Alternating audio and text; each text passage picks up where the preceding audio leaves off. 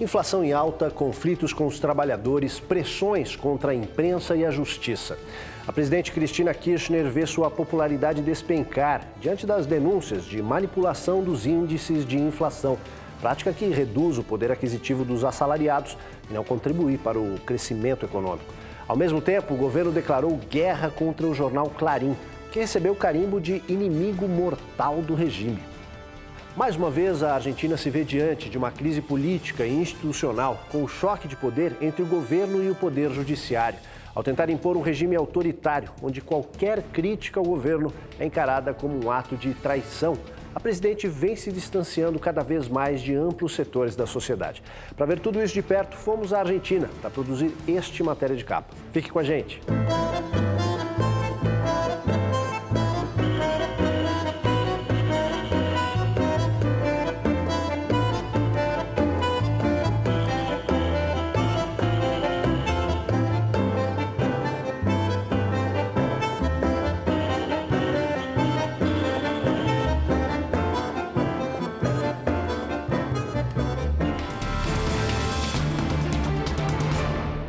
A Argentina é hoje um país dividido entre os que apoiam Cristina Kirchner e os que não se sentem contemplados pelas ações do governo. Manifestações populares dos dois lados tomaram as ruas, numa disputa tão apaixonada quanto um bom tango portenho. Amor, ódio, traição. A política argentina é um tango, dramático como Gardel e intenso como Piazzolla. Desde os tempos de Evita Perón, os argentinos votam com o coração. A ideologia dá lugar à paixão. Nas ruas, os ânimos se dividem entre quem a chama de mi presidente e quem a chama de la louca. Os que se sentem atendidos por Cristina Kirchner lotaram a Praça de Maio, em frente à Casa Rosada, no último domingo, dia 9 de dezembro. A data é o Dia da Democracia e serviu para um comício em apoio a Cristina e ao seu trabalho pelos direitos humanos. Em seu mandato, criminosos da ditadura foram julgados e condenados. Como sempre, ela aproveitou o discurso para dar o recado. Eu me vou permitir agregar que quando alguns le fallan os fierros mediáticos intentan construir fierros judiciales para poder tumbar o voltear gobierno. Sé que hay alguien que anda diciendo por ahí que con 4 fallos se cae el gobierno. O principal apoio vem das camadas populares, beneficiadas com programas sociais, como o Futebol para Todos, que entregou os direitos de transmissão para a TV pública, que alcança todo o país. Ou o Carne para Todos, que prometia distribuir 10 mil quilos do produto todos os dias a preços baixos. O evento foi uma resposta ao 8N. A insatisfação de parte da população tomou conta do principal cartão postal de Buenos Aires no dia 9 de novembro. Uma multidão saiu num panelaço para reclamar do governo. E a resposta dela... Dijo, yo no voy a abrir mi agenda para ustedes. Prácticamente dijo yo, ustedes no me eligieron a mí, así que yo entonces no tengo nada que ofrecerles. Básicamente ese fue, digamos, en general su posición. Para este cientista político, não dialogar com a oposição é uma questão de estilo. Su estilo no es ese, digamos. De hecho, los discursos posteriores a las movilizaciones fueron, me parece muy bien que piensen esto, pues encuentren los políticos que los representen. Yo represento a otro sector social. Lo dijo así, taxativamente. Mas não é só o governo que enfrenta crises na política. A oposição, extremamente dividida, tem dificuldades para apresentar uma alternativa ao kirchnerismo. As manifestações populares, por exemplo, não têm a liderança de partidos. E a razão é simples. As pessoas que encheram a Avenida 9 de Julho no início de novembro não se sentem representadas pelos políticos que aí estão. Isso é um obstáculo para a disputa de poder e para a própria democracia. Para o professor Diego Reynoso, a oposição argentina precisa fazer a lição de casa se quiser derrotar o kirchnerismo em 2015. Vos tenés ahí una coalición social clara, pero esa coalición social no se está transformando en una coalición electoral y en una coalición política. Entonces, acá tenemos un problema. Y es un problema que en Argentina es complicado, porque si vos tenés una gran coalición social que electoral y políticamente no logra organizarse, vas a tener una inconformidad muy grande de una muy amplia parte de la población. Y eso me parece que es un dilema en el que se encuentran, ¿no? Porque reivindicar lo espontáneo como tu cualidad En política es un déficit, porque solo podés derrotar si estás organizado y bien organizado políticamente.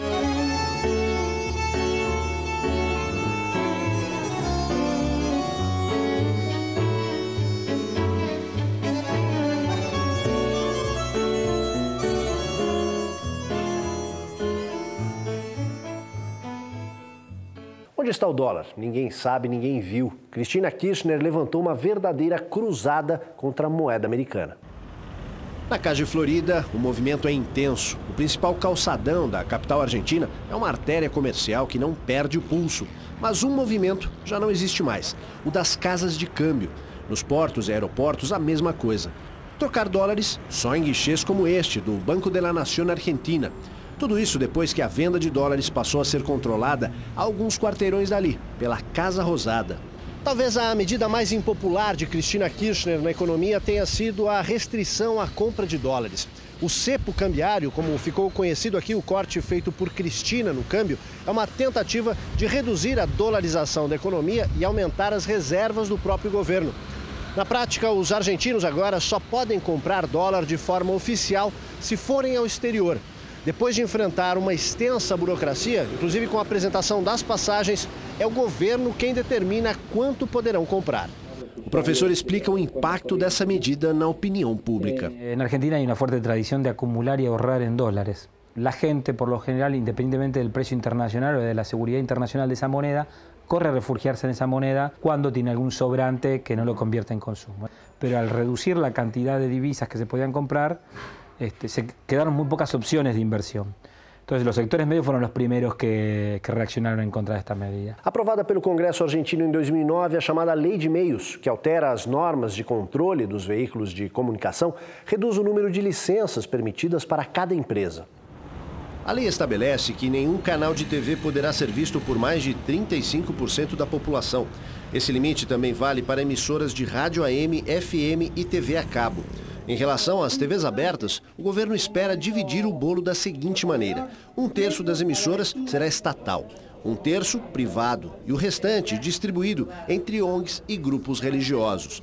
Na prática, a lei vai acabar com o único canal aberto em rede nacional não controlado pelo governo, que pertence ao Grupo Clarim. Além disso, os críticos da nova legislação alertam que os novos canais a serem redistribuídos vão cair em mãos de grupos simpatizantes do regime, que já vem se beneficiando com grandes verbas publicitárias oficiais. Uma ação movida pelo Grupo Clarim questiona a constitucionalidade da lei. Para que usted se dé una idea, nosotros tenemos una licencia de nuestro canal abierto, Canal 13, hasta el año 2024. Según esta ley, nosotros deberíamos abandonarla ahora. Esto ni siquiera ha sucedido en países como Venezuela, Ecuador o Bolivia, porque, por ejemplo, Chávez, cuando le quitó la licencia a RCTV, esperó hasta su vencimiento para quitársela. En este caso, estamos hablando de 12 años antes de su vencimiento. Esto también, obviamente, vulnera derechos adquiridos y por eso está denunciado la inconstitucionalidad ante la justicia, y esto es lo que estamos esperando que se resuelva, el juicio de fondo sobre la inconstitucionalidad. Para este sociólogo da Faculdade de Ciências Sociais da Argentina, a lei atende a uma demanda importante da sociedade. Hay un grupo que tiene 300 licencias de radiodifusión, o sea, 300 licencias para operar canales de cable, servicios de televisión, radios, AM, FM, etcétera. Tiene 300 de las 500 que hay otorgadas en todo el país, o sea, concentra a la gran mayoría. La ley tiene el espíritu de desconcentrar, o sea, que haya otras voces. Yo creo que lo que más defienden hoy el Grupo Clarín y otros grupos es su lugar de negocio en el mundo audiovisual, mucho más que su lugar de palabra. Se esconden detrás de la idea de la libertad de expresión, pero en realidad lo que está en el fondo de la cuestión, como dijo la Suprema Corte de Justicia, acá no hay un problema de libertad de expresión, en Argentina no está en cuestión eso, lo que hay es un tema de negocios y eso es lo que más defiende el Grupo Clarín. Para o gerente de comunicação externa do Grupo Clarim, Martim Echevers, a origem da lei é positiva, mas na prática ela fortalece a influência do governo sobre os meios de comunicação. Nosotros llamamos a todo este proceso como el proceso de colonización oficial de los medios de comunicación, sobre todo de los medios audiovisuales. Hoy, después de 3 años de vigencia de esta ley, no menos del 80% de los canales y las radios que hoy operan en la Argentina tienen un nivel de dependencia con el gobierno nacional. Le doy un ejemplo. Por ejemplo, en la Argentina hay 7 canales de noticias, canales nacionales de noticias. Yo no sé si en Estados Unidos siquiera hay 7 canales nacionales de noticias. El Grupo Clarín es titular de uno de ellos. Los otros 6 hoy tienen distintos grados de relación y de dependencia directa o indirecta con el gobierno. En la televisión abierta, analógica, hay 5 canales. El Grupo Clarín es titular otra vez de uno de ellos. Los otros 4, insisto, tienen distintos grados de vinculación con el gobierno. Hay 24 señales de televisión digital. El Grupo Clarín no tiene ninguna de estas señales. El gobierno las ha entregado sin licitación ni concurso a grupos aliados. Y hay 12.000 radios en la Argentina. El Grupo Clarín tiene 7 de estas 12.000. O sea que lejos de concentración o de monopolio, lo que hoy se ve es que los niveles de diversidad en la Argentina están más amenazados por la colonización oficial que por cualquier grupo privado. 3 anos depois da sua aprovação no Congresso, a lei ainda não entrou em vigor por causa de uma ação de inconstitucionalidade movida pelo Grupo Clarín. Na última sexta-feira, o juiz de primeira instância, Horácio Alfonso, decidiu a favor da constitucionalidade da lei, o que permite ao governo a implementação imediata. O responsável pela agência que regula os meios de comunicação, Martín Sabatella, comemorou a decisão em entrevista à TV Pública. Yo insisto, hoy es un muy buen día para la democracia, para la libertad, es un muy buen día para las instituciones de la democracia, para la ley, y vamos a trabajar en la aplicación integral de la misma porque esta ley beneficia, mejora, amplía, profundiza, ensancha nuestra democracia. Así que bueno, con mucho entusiasmo trabajando y cumpliendo el mandato de la Presidenta de la Nación, que es hacer cumplir la ley sin privilegios ni excepciones para nadie, para que nuestra democracia se enriquezca con la democratización de las voces. A decisão extingue a liminar que protegia o Grupo Clarín, que deve recorrer à Justiça de segunda instância já nesta segunda-feira. Para o professor Diego Reynoso, mesmo depois que a Justiça der a decisão final, ainda vai demorar para que os resultados da Lei de Medios possam ser medidos. Si la ley finalmente después va a lograr una mejor difusión o no de las múltiples voces, como suelen decir los kirchneristas, y realidades locales, creo que isso vai depender da implementação. O economista argentino Roberto Troster, radicado no Brasil, vê com preocupação o conflito entre o governo e os meios de comunicação. Muito triste. A Argentina tem 2 prêmios Nobel da Paz. Foi sempre o país da liberdade assim, de imprensa, foi país assim, de grande criação literária. E isso é um absurdo que eles querem fazer. Eles falam assim que para não ter monopólio da imprensa, 1/3 fica para empresas particulares, 1/3 para o governo e 1/3 para ONGs, né? Então ONGs indígenas, o que for, quer dizer que isso iria democratizar a imprensa. Quer dizer, hoje em dia com a tecnologia, quer dizer, você tem que procurar quanto mais informação, melhor. Não só a lei de meios é a última de uma série de medidas, desde chamar o papel jornal de bem público de segurança nacional e controlar, então várias vezes os jornais ficam sem papel, tem alguns dias que aparecem no site, hoje não saiu edição impressa, né? É um país dividido, triste, é um país dividido, um país que assim, aberto ao mundo inteiro, agora está se dividindo. Foi o país onde você começou a discutir a pátria grande, quer dizer, toda a América Latina seria uma só, e fez efetivamente. A Argentina montou exércitos para tirar os espanhóis do Chile, do Peru, na época Uruguai, na época de independência também era Argentina, e agora entrou em guerras civis durante décadas e agora está dividida novamente, né? Em choque com vários setores da sociedade por motivos econômicos ou políticos, o governo de Cristina Kirchner enfrenta uma queda acentuada na aprovação popular. Eleita em outubro de 2011, com 54% dos votos, Cristina Kirchner tem hoje apenas 28% de apoio entre a população. Apesar disso, seus aliados trabalham intensamente no projeto de reeleição. Essa ideia é rejeitada por 80% dos eleitores na região metropolitana de Buenos Aires, onde se concentra quase a metade do eleitorado argentino. Para enfrentar essa rejeição e também para melhorar as chances do governo nas eleições legislativas do próximo ano, o governo garantiu a aprovação pelo Congresso de um projeto que altera o limite de idade mínima para votar.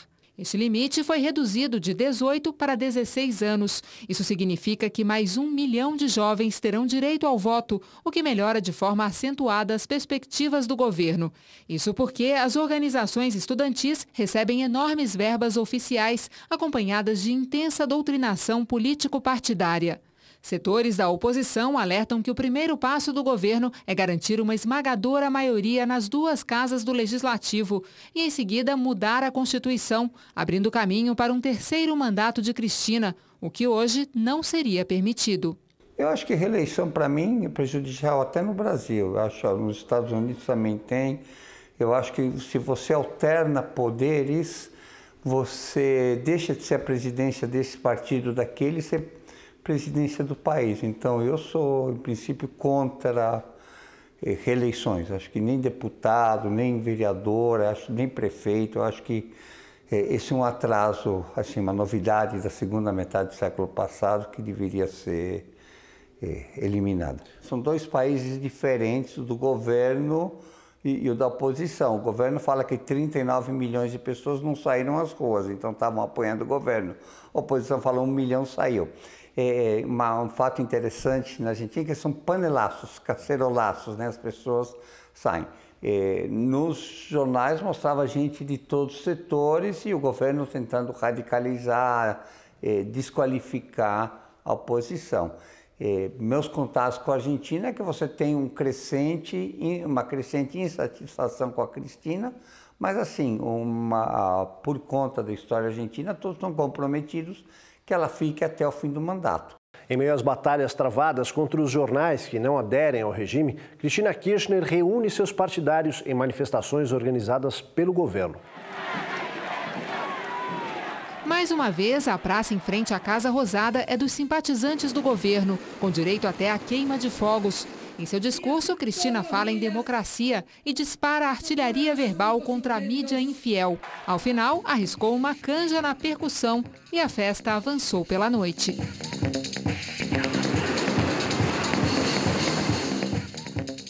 Em carta dirigida à Corte Suprema de Justiça, juízes encarregados do processo contra o Clarim denunciaram as pressões que vem sofrendo para decidir de acordo com os interesses do governo. A carta ao Supremo foi enviada por todos os integrantes da Câmara Civil e Comercial de Buenos Aires, instância encarregada do processo contra o jornal.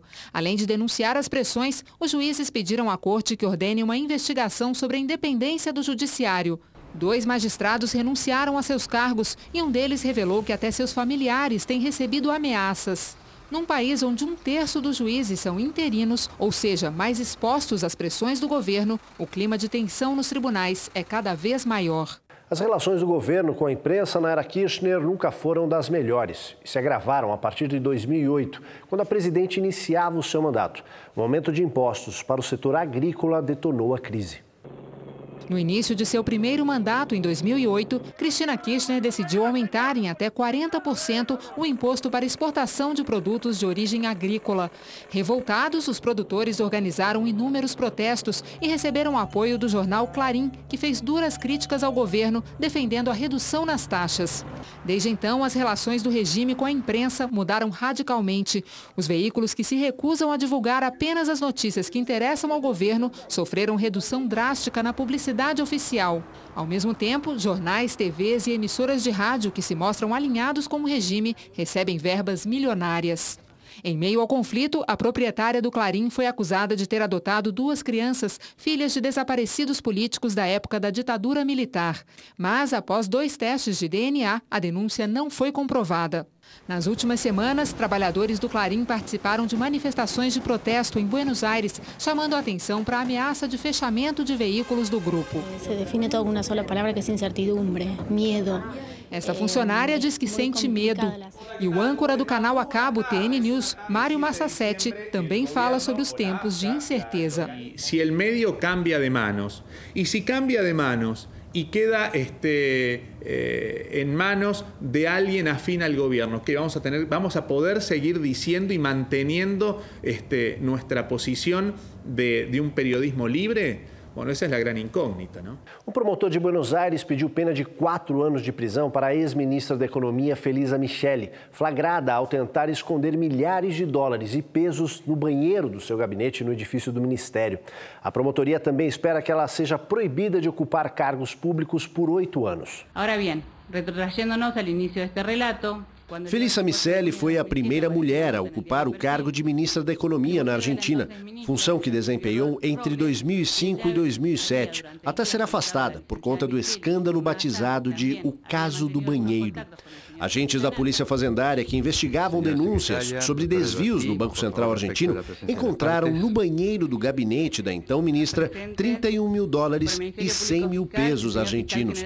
Ao tentar explicar a origem do dinheiro, Felisa Micheli deu várias versões. Primeiro, disse que o dinheiro era dela e se destinava à compra de uma casa para a filha. Depois, disse que pertencia a um de seus irmãos, chamado Horácio. Em seguida, disse que era de outro irmão, José Rubem. Na quarta versão, afirmou ser inocente e garantiu que tudo não passou de uma armação da imprensa para prejudicar o governo Kirchner. Mais de 700 processos relacionados com denúncias de corrupção chegaram aos tribunais argentinos, desde o primeiro governo dos Kirchner, em 2003. Outro caso emblemático é o do vice-presidente Amado Boudou. Um processo por suspeita de enriquecimento ilícito contra ele está parado na Justiça Federal Argentina há 5 anos. Segundo as denúncias, quando ocupou o cargo de ministro da Economia no primeiro mandato de Cristina Kirchner, Boudou teria se beneficiado ao ajudar amigos a assinar contratos milionários com o governo. Um deles o utilizou o empréstimo oficial para comprar uma gráfica falida, que rapidamente ganhou concorrência para imprimir cédulas do peso argentino para o Banco Central. Em relação ao Brasil, há quem acredite que a Argentina se comporta como aquele amigo que pede dinheiro emprestado e esquece da dívida. Na hora que poderia pagar, prefere gastar com outras coisas. Muito amigo. Os números não mentem. Só em 2012, com as restrições alfandegárias impostas pelo governo Kirchner, o Brasil deixou de exportar cerca de 3 bilhões de dólares para o mercado argentino. Ao mesmo tempo em que reduz o comércio com o Brasil, a Argentina está importando mais de outros países, como China, Estados Unidos, México, Chile e União Europeia. De janeiro a setembro deste ano, as exportações brasileiras para a Argentina somaram 12 bilhões e 600 milhões de dólares, cerca de 20% menos que no mesmo período de 2011. Os produtos industriais brasileiros mais afetados são automóveis, caminhões e máquinas agrícolas. Apesar dessa constatação, o governo brasileiro, por meio do BNDES, está ampliando as linhas de financiamento para a Argentina e acaba de liberar novos empréstimos para o Banco da Província de Buenos Aires. O fraco desempenho da economia argentina deve prejudicar as articulações da ala do peronismo que defende a reeleição de Cristina Kirchner.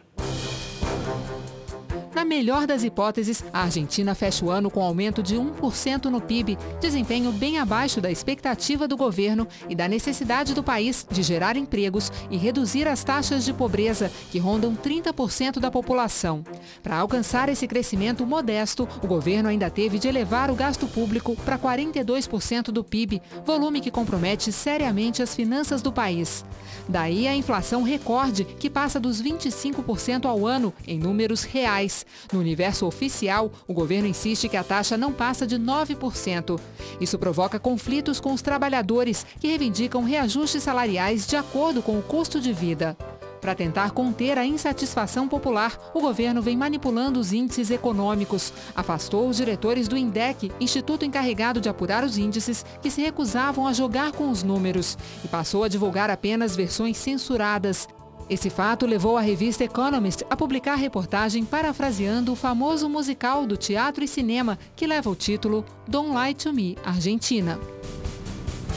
Este ano a Argentina vai crescer pouco, a gente não sabe exatamente quanto, porque as estatísticas internas da Argentina estão sempre sendo colocadas em xeque e está com uma dinâmica ruim de subsídios fiscal, externa, assim, um nó que cada vez está apertando mais e limitando o crescimento da Argentina. E você está tendo inflação em dólar, quer dizer, essa tentativa de manipular câmbio e juros não está se provando 100% eficiente.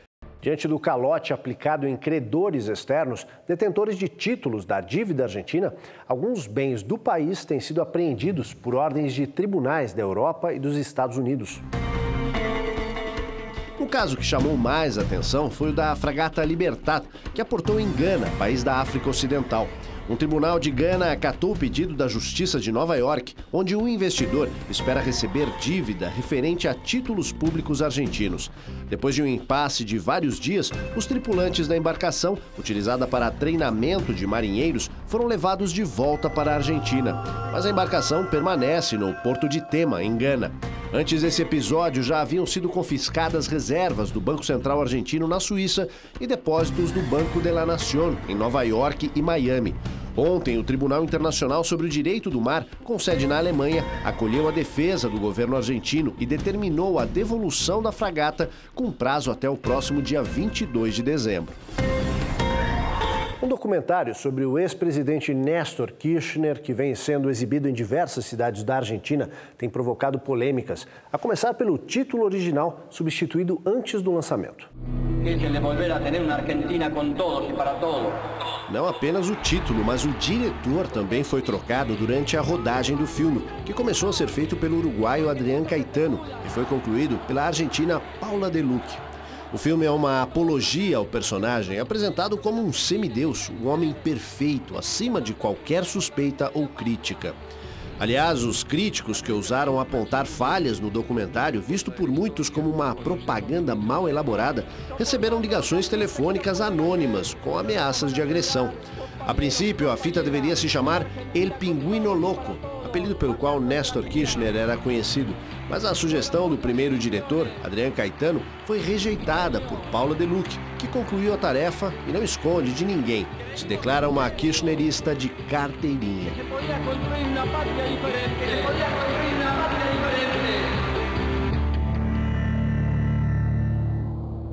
Ao longo da história, não há registro de um único governo bem-sucedido do ponto de vista econômico e social que tenha alcançado bons resultados graças ao cerceamento da liberdade de expressão. Sempre que os governos tentam impedir a livre circulação de informações, é porque tem algo a esconder. Um exemplo bem claro para nós aqui da América Latina é o período das ditaduras militares, quando os jornais e emissoras de rádio e TV só publicavam o que o governo queria que fosse publicado. Voltar a esse tempo seria um enorme retrocesso. Matéria de Capa fica por aqui, voltamos no próximo domingo às 7 da noite. Uma boa noite a todos e até lá.